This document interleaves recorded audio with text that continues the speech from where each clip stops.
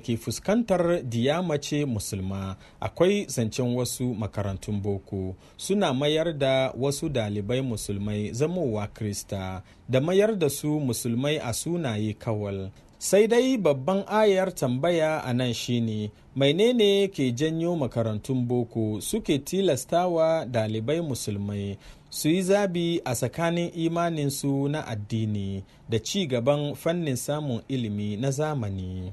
Menene ke janyo matsala har ba za mu iya samar da manufa dai ba na ci gaban ilimi ba tare da lalata tsarin samar da ilimi mai inganci da ci gaban mace musulma ba, da hana mata samun damar ci gaba da samun rayuwa mai haske a nan gaba. Hajiya Ummu Zakari na a matsayin lauyar gwamnati kuma shugaban gudanar da aikin gina sabuwar makarantar zamani na kungiyar